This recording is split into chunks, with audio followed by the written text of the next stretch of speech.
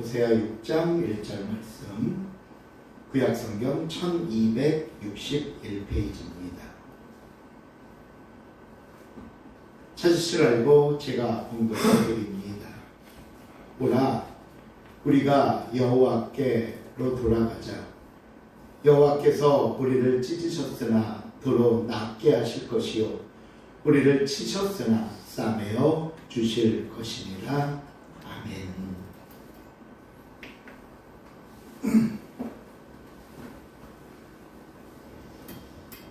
우리는 지난 시간에 하나님의 징계와 심판을 대하는 이스라엘의 모습, 이스라엘의 대책이 무엇인지 살펴보았습니다. 하나님의 심판입니다. 세상 그 누구도 막을 수 없고 피할 수 없는 하나님의 징계입니다. 그런데 이스라엘은 어떻게 했다고요? 아수르로 갔습니다. 야랍 왕에게 찾아가 의지하면서 세상의 힘으로 하나님의 심판과 징계를 막아보려고 했습니다. 이에 하나님은 내가 기다리겠다 하셨습니다. 너희가 올바로 깨닫고 나에게 돌아올지 아니면 끝까지 세상을 향해 파멸의 길로 내다를지 지켜보겠다고 말씀하신 겁니다. 자, 그렇다면 이스라엘은 기다리고 계시는 하나님께 어떤 모습을 보여드려야 할까요? 바로 지난 시간에 이 질문으로 설교를 마무리하면서 오늘 그 대답을 살펴보자고 말씀드렸습니다. 하나님의 심판과 징계 앞에서 우리는 어떻게 해야 되는가? 그 첫 번째 대답은 하나님께 돌아가야 합니다. 여러분, 오늘 본문이 시작되는 1절 제일 앞부분을 한번 보시기를 바랍니다. 오라 우리가 여호와께로 돌아가자. 오라 우리가 여호와께로 돌아가자. 이것이 정답입니다. 하나님의 징계와 심판 앞에서 저와 여러분이 해야 할 가장 중요한 행동은 하나님께로 돌아가는 것입니다. 내가 잘못했구나. 죄를 인정하는 것만으로는 부족합니다. 내가 왜 이렇게 어리석게 그랬을까? 후회하고 슬퍼하는 것만으로도 안 됩니다. 진정한 회개는 내 모든 죄를 끊고 온전히 하나님께 돌아가는 것으로 시작됩니다. 어떤 분들은 징계하는 하나님이 밉다고 말합니다. 자신의 잘못을 인정하려 들지 않고 오히려 징계하시는 하나님께만 섭섭하다고 말합니다. 심지어 하나님, 아니 제가 아무리 잘못했어도 그렇죠. 어떻게 저에게 그러실 수 있습니까? 자신의 잘못을 탓하는 게 아니라 올바른 길을 제시하는 하나님을 탓합니다. 그리고는 더욱더 멀리 떠나버리곤 합니다. 물론 하나님은 우리를 징계하십니다. 하지만 그 징계에 담긴 하나님의 사랑이 무엇인지 알아야 합니다. 우리 죄에 대해 때로는 엄하게, 때로는 무섭게 다루시는 하나님의 마음을 알아야 합니다. 그래서 오늘 본문 1절 말씀 다시 한번 같이 읽어볼까요? 1절 시작. 오라 우리가 여호와께로 돌아가자. 여호와께서 우리를 찢으셨으나 도로 낫게 하실 것이요 우리를 치셨으나 싸매어 주실 것이니라. 하나님 징계의 목적을 말씀하시는 부분입니다. 우리가 지은 죄에 대해서는 찢으리만큼 징계하십니다. 무섭도록 치십니다. 하지만 이것이 전부가 아닙니다. 이것이 하나님 징계의 마지막이 아니라는 말씀입니다. 그래서 뭐라고 하십니까? 우리를 찢으셨으나 도로 낫게 하실 것입니다. 우리를 치셨으나 싸매어 주실 것입니다. 아니, 왜 찢으셨으면 그만이지 도로 낫게 하실까요? 왜 치셨으면 다 끝난 건데 다시 싸매어 주실까요? 다음 2절을 보시면요, 그 이유에 대해 조금 더 자세하게 설명되어 있습니다. 2절 말씀 시작. 여호와께서 이틀 후에 우리를 살리시며 셋째 날에 우리를 일으키시니 우리가 그의 앞에서 살리라. 오늘은, 지금은 우리의 죄와 잘못 때문에 무서운 징계를 하셨습니다. 그러면 무섭게 화를 내고 무서운 징계와 심판을 퍼부었으니 하나님 아버지의 마음이 시원하실까요? 시원하실까요? 이제 됐다 하실까요? 제 경험에 비추어 보면 아니더라고요. 분명히 잘못해서 혼냈는데 왜 부모의 마음이 더 아픕니다. 분명히 미운 짓을 해서 꾸짖었는데 부모의 마음이 더 속상합니다. 왜 우리가 종종 드라마 같은 데 보면 이렇게 회초리 들고 나서 밤에 잠든 자녀의 상처에 이렇게 약을 발라주는 부모의 모습이 나오지 않습니까? 바로 이겁니다. 오늘은 엄하게 벌하시고 징계하셨지만 내일은 살리신답니다. 왜요? 징계의 목적이 파멸이 아니기 때문에 그렇습니다. 우리를 영원히 무너뜨리려는 심판이 아니기에 그렇습니다. 그리고 3일에는, 셋째 날에는 우리를 일으키십니다. 새로운 사람으로, 변화된 사람으로 새롭게 거듭나기를 간절히 바라시면서 우리의 손을 잡아 일으키시는 하나님 아버지의 마음입니다. 다시 시작해보자고, 다시 출발해보자고 우리를 격려하고 응원하시는 하나님 아버지의 행동입니다. 그러기에 가장 마지막에 뭐라고 말씀합니까? 여호와 앞에서 살리라. 마지막에는 반드시 살 수 있다고 말씀합니다. 징계와 꾸짖음의 목적은 다시 살아나기 위한 것이라고 말씀하는 겁니다. 그런데 여러분, 살기는 사는데 누구 앞인가 하는 것이 중요합니다. 누구 앞에서? 여호와 앞에서. 여호와 앞에서. 세상으로 나가 세상 사람들 앞에서 다시 사는 거 아닙니다. 여전히 죄를 지으면서 변화없는 이전과 같은 삶으로 사는 것, 그것도 아닙니다. 하나님께로 돌아와서 하나님 앞에 회개한 후에 나를 회복시키시고 치유하시고 치료하시는 하나님 앞에 다시 살 수 있는 겁니다. 이 시간 사랑하는 성도 여러분, 여호와께로 돌아가면 삽니다. 아니, 여호와께로 돌아가야만 살 수 있다는 사실을 여러분 기억하시기를 바랍니다. 그래서 첫 번째 뭐라고요? 우리가 여호와께로 돌아가자. 두 번째, 하나님의 징계 앞에 우리의 대답은 하나님을 아는 지식을 다시 갖추어야 합니다. 본문 3절입니다. 3절 말씀 시작. 그러므로 우리가 여호와를 알자. 힘써 여호와를 알자. 그의 나타나시면 새벽빛같이 어김없나니 비와 같이 땅을 적시는 늦은 비와 같이 우리에게 일어나시리라. 우리가 여호와를 알자라고 말씀합니다. 그것도 힘써 여호와를 알자 말씀합니다. 우리가 지난 4장부터 계속해서 살펴왔던 모습이 바로 이것이었습니다.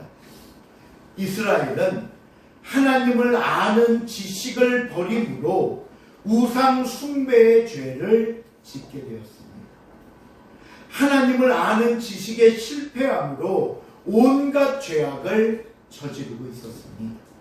그러기에 이제 다시 하나님을 알아야 합니다. 여러분, 하나님께서 저와 여러분을 얼마나 사랑하시는지 아셔야 합니다. 하나님께서 저와 여러분을 향해 기뻐하시는 일이 무엇인지 아셔야 합니다. 하나님께서 저와 여러분의 인생에서 바라시는 것이 무엇인지 아셔야 합니다. 왜 제가 자주 사용하는 표현 중에 이런 말 있잖아요. 아는 만큼 보인다. 아는 만큼 보인다. 맞습니다. 알아야 순종할 수 있고 알아야 하나님의 뜻을 따를 수 있는 겁니다. 그리고 알아야 믿음도 생기고 알아야 성장하는 겁니다. 그러기에 오늘 저와 여러분이 깨닫고 대답해야 할 두 번째 모습과 행동은 하나님을 알고 하나님에 대해 배우기에 힘쓰는 겁니다. 그런데 이 본문 3절 뒷부분을 보시면 이어지는 말씀이 있는데요. 그의 나타나심은부터 한번 읽어볼까요? 시작. 그의 나타나심은 새벽빛같이 여기 못나니 기와 같이 나를 적시는 늦은 여자같이 우리에게 임하시리라 하더라. 이 말씀은요, 우리에게 나타나시는, 우리가 알아야 할 하나님의 모습 가운데 한 예로 보여주는 겁니다. 우리가 하나님을 알아야 되는데 어떤 하나님에 대해서 알아야 되느냐? 그러면서 오늘 본문은 두 가지 예를 들어 설명하는데, 하나는 그분은 새벽빛같이 나타나신다는 것을 알아야 되고, 두 번째는 땅을 적시는 늦은 비와 같이 임한다는 사실을 알아라 말씀하는 거예요. 자, 그렇다면 이게 각각 무슨 뜻인가? 먼저 새벽빛같이 나타나신다라는 말씀은 어둠을 물리치시고 나타나시는 모습을 상징합니다. 생각해 보세요. 깊은 어둠 속에는 공포와 절망만 가득합니다. 마치 밤이 계속될 것만 같은 두려움입니다. 또 어두움 속에 있으면 길이 보이지 않습니다. 어떻게 나가야 할지도 모르겠고요. 그저 막막함 속에 주저앉아 망설이고 좌절하고 낙심하는 모습일 뿐입니다. 그런데 시간이 지나면 어김없이 새벽이 오고 해가 뜨면서 어둡던 시간이 물러가고 빛의 세계가 시작됩니다. 그 빛이 저와 여러분에게 희망을 주고 기쁨을 줍니다. 감추었던 길을 보여주며 우리가 이제 어떤 길로 가야 할지 우리를 인도해 주십니다. 바로 하나님의 나타나심도 이와 같다는 겁니다. 내 인생의 어두움은 하나님에 의해 물러갈 것입니다. 절망과 좌절과 낙심의 시간 또한 새벽빛같이 나타나시는 하나님의 위로와 능력으로 사라질 것입니다. 여러분, 저와 여러분을 다시 밝은 길로, 소망이 이루어지는 길로 나가게 하신다는 사실을 여러분 잊지 마시길 바랍니다. 두 번째 우리가 알아야 할 하나님의 모습은 늦은 비와 같이 임하신다 라고 설명했습니다. 우리가 이 말씀의 의미를 정확히 알기 위해서는요, 당시 가나안 땅 팔레스타인의 기후와 농사법을 알아야 합니다. 이 이스라엘의 여름은요, 비가 거의 내리지 않는 건기가 지속이 됩니다.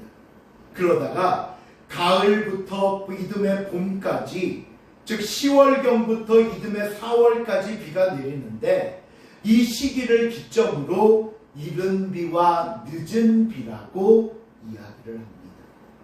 먼저 이른 비. 이른 비는 10월에서 11월경인 가을에 내리는 첫 비를 가리킵니다. 이 이른 비가 내려야 여름 내내 건기와 무더위 속에 강철처럼 딱딱하고 갈라져 있던 땅이 비에 의해 풀어지고 비로소 그 땅을 일구고 거기에 씨를 뿌려 한 해의 농사를 시작할 수 있게 하는 비가 바로 이른 비입니다.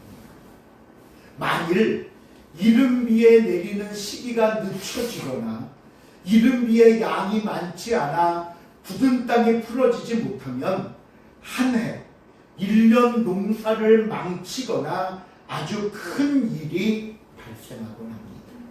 그러니 한 해 농사의 시작을 위해 중요한 게 이른 비입니다.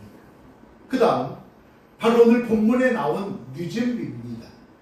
이 늦은 비는 겨울이 끝나고 다음에 봄이 시작되는 3, 4월경에 내리는 비입니다.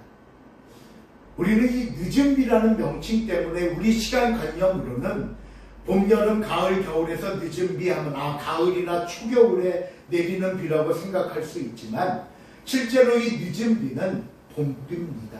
봄비.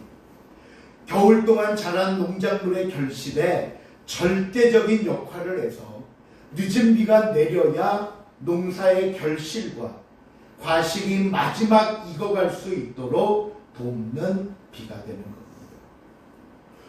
오늘 성경에서 하나님은 늦은 비처럼 임한다고 말씀합니다.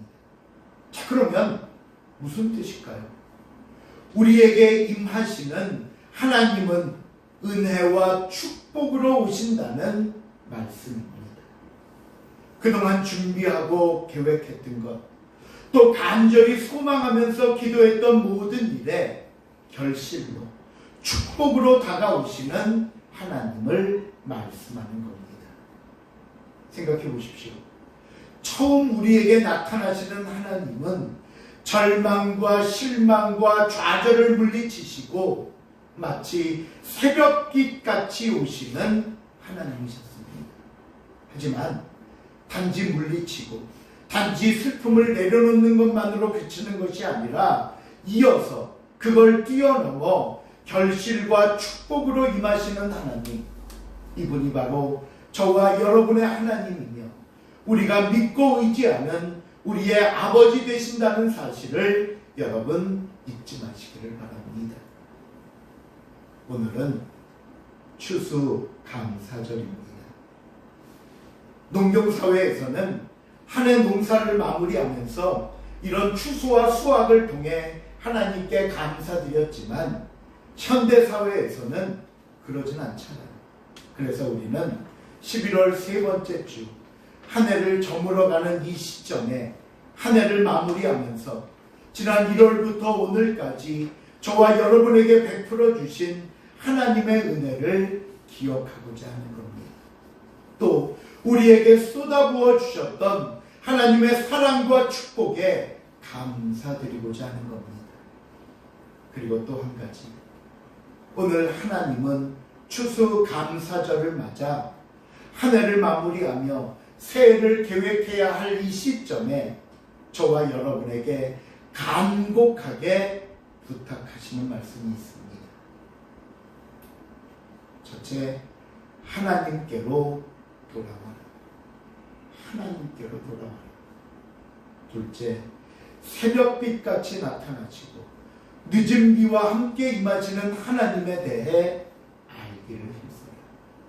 항상 하나님 앞에서 내 모습을 돌아보고 순종함으로 한 해를 은혜와 축복으로 마무리하고 새해를 기대와 소망으로 준비하는 복되고 귀한 삶이 될 수 있기를 주님의 이름으로 축원을 드립니다.